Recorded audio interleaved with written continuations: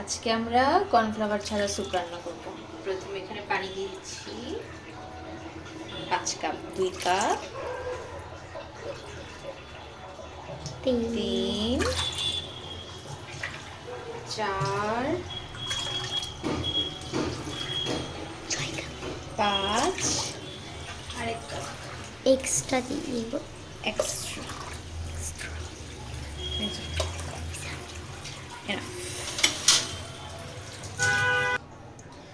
চিকেনের একটা breast piece কেটে নিচ্ছি।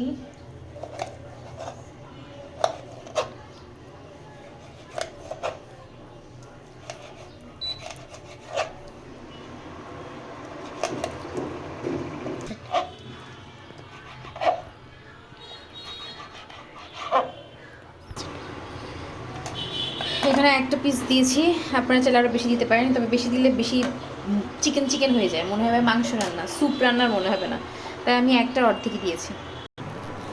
তারপর চিকেনটা এখানে দিয়ে দিচ্ছি ওই 5 কাপ পানির মধ্যে সেদ্ধ।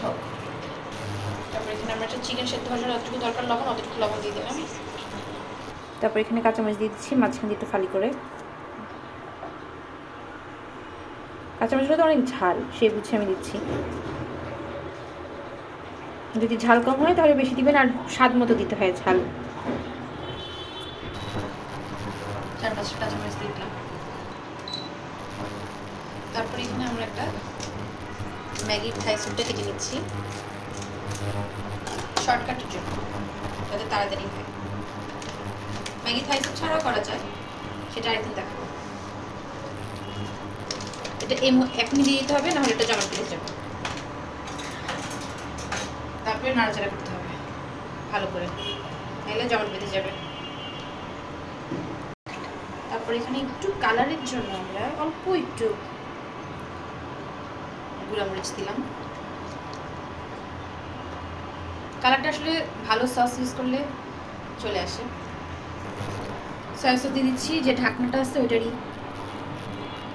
2 চামচ, মানে 2 ঢাকনা।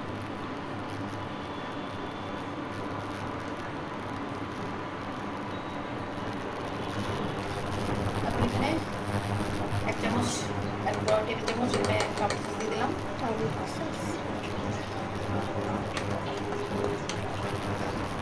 একটু চিলি সস দিচ্ছি, মানে কালারটা ভালো আসে।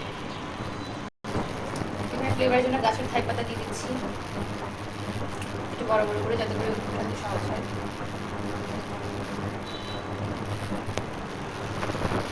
এটা হতে 10 মিনিট সময় লাগবে। তারপর এখানে একটা ডিম ফেটে রাখতে হবে, অবশ্যই ডিমটা নর্মাল টেম্পারেচারে থাকতে হবে। ডিমটা ফেটে রাখলাম।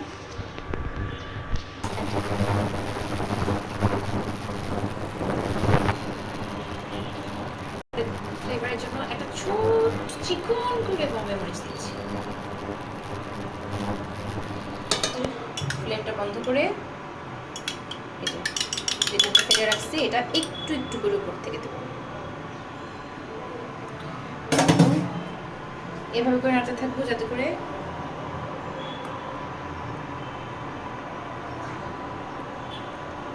একটা সুন্দর ডিমের লেয়ার হয়।